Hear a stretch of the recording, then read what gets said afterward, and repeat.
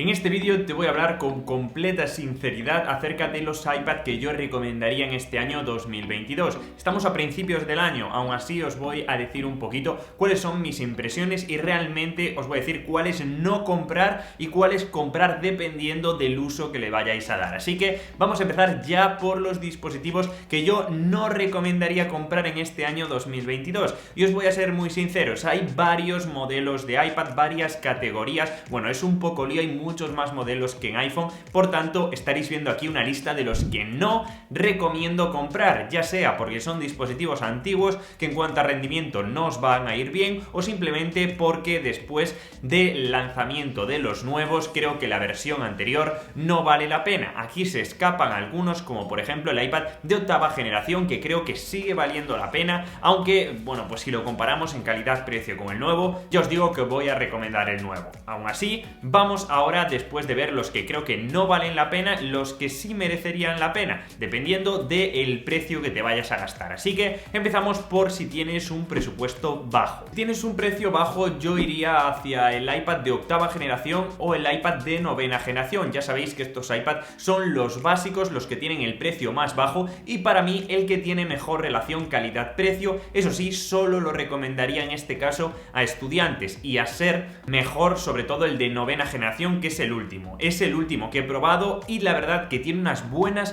prestaciones, sobre todo para consumo de contenido multimedia, tomar notas, dibujar con el Apple Pencil e incluso jugar a diferentes juegos. Es sin duda para mí el iPad familiar perfecto. Tiene una pantalla LCD de 10,2 pulgadas, ni grandísima ni tampoco pequeña la pantalla, un A13 Bionic que va perfectamente en el 2022, una batería lo suficientemente grande como para que nos dure prácticamente todo el día, y bueno, acepta accesorios que no acepta, por ejemplo, los teclados de última generación, pero sí el Apple Pencil de primera generación, o incluso algunos teclados Bluetooth o ratones Bluetooth también. Así que ahí podréis encontrar una alternativa. ¿Para quién está pensado? Pues como ya os decía, sobre todo para estudiantes o personas que quieran un dispositivo secundario y que sea muy básico, ¿vale? En este caso, tomar apuntes, planear clases, hacer presentaciones, ver vídeos, o incluso para plataformas en streaming, internet o correo electrónico sería lo más recomendable. El precio a partir de $329, que me parece que está súper bien por si tenemos que salir del paso con un dispositivo portable, pero que a la vez sea práctico en el día a día. Sinceramente, con un presupuesto bajo, yo no utilizaría ninguna alternativa más. Este es el iPad que está pensado para ti, no creo que haya otra alternativa. No elegiría un iPad Air de hace años, ni un iPad Pro de hace años, porque creo que no te va a valer la pena, sobre todo si lo pensamos a largo plazo. Si estamos manejando un precio medio o un precio alto, aquí ya, bueno, pues hay diferentes alternativas. Para empezar, la alternativa que para mí es un poco la menos recomendable, pero ojo, porque para ciertos tipos de personas tiene muchísimo sentido, que sería el último iPad mini de sexta generación. Hasta 2023 no tendremos otra renovación, así que me parece que estás en el momento perfecto para comprarlo si es tu dispositivo.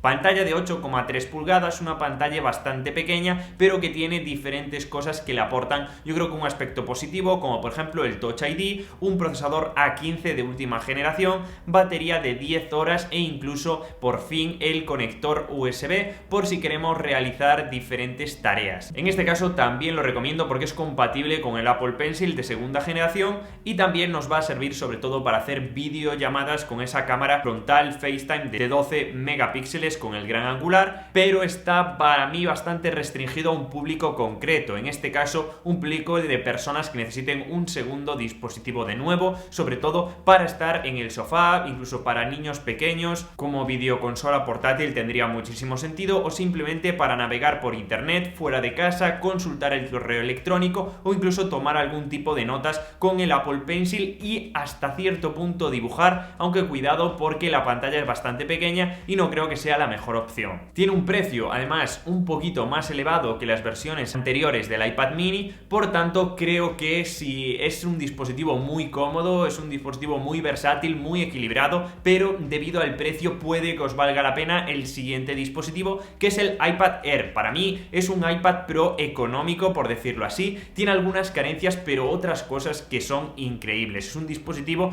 que es prácticamente idéntico también en prestaciones al iPad mini, solo que en este caso con un tamaño de 10,9 pulgadas pulgadas, precio de 629 euros, que para mí, con la potencia que le brinda el procesador A14 y con las prestaciones que les da el USB-C, podemos estar hablando de un dispositivo prácticamente perfecto, compatible con fundas Smart Keyboard, Magic Keyboard, incluso con el Apple Pencil de segunda generación. ¿Para quién es? Para todos aquellos que están desarrollando una actividad, ya sea a nivel de creación de contenidos, aprender o incluso desarrollándose a nivel profesional. Es un dispositivo que te brindará la potencia prácticamente igual para editar de manera profesional, para dibujar de manera prácticamente profesional. Eso sí, tiene algunas pequeñas carencias, por lo que no cuesta como el iPad Pro, como sería esa pantalla ProMotion o incluso un procesador incluso más potente. Aún así, me parece que si te vas a dedicar prácticamente de manera profesional, sobre todo para estar fuera de casa y realizar tareas que requieran de mucha prestación en cuanto a rendimientos y recursos, el dispositivo perfecto. Y por último, ya pensada para profesionales, tendríamos el iPad Pro con el procesador M1. En este caso vamos a poder elegir la opción de 11 pulgadas, de 12,9, ambos tienen diferencias, por ejemplo, en la pantalla. Uno tiene la pantalla Retina, el otro una pantalla mini LED de mayor calidad, y también tienen ProMotion 120 Hz, lo cual hace que las aplicaciones y el sistema en general vaya de una manera un poquito más fluida. También me parece destacable el sensor LiDAR. Para muchas profesiones y para muchos profesionales creo que es imprescindible esta opción, que solo se puede encontrar en los iPad Pro, por tanto es casi obligatorio que os compréis este. Por tanto, esto también está dirigido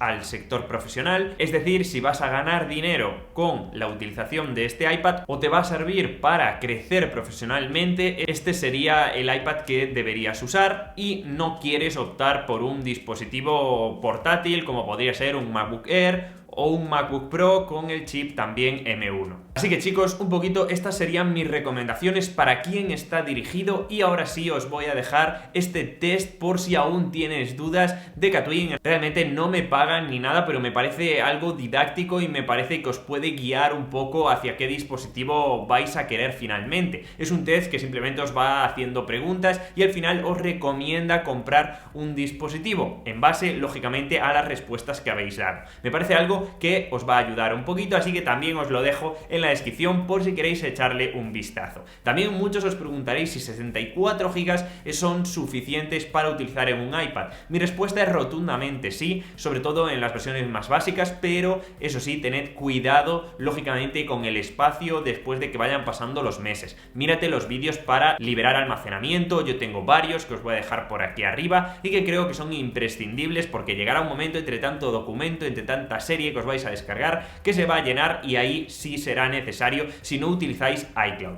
Así que chicos, espero que os haya gustado, de verdad. Decidme en los comentarios qué dispositivo es el que elegirías tú, cuál tienes y si realmente estás contento con la decisión de compra. Es muy importante no solo para mí, sino para toda la gente que llega y va leyendo el feedback de los demás, y eso realmente ayuda muchísimo. Así que espero que os haya gustado, de verdad. Nos vemos como siempre en el siguiente vídeo, y si te quieres comprar algún otro producto te voy a dejar por aquí también más vídeos donde os digo qué dispositivo yo me compraría. Ahora sí, nos vemos en el siguiente, chicos.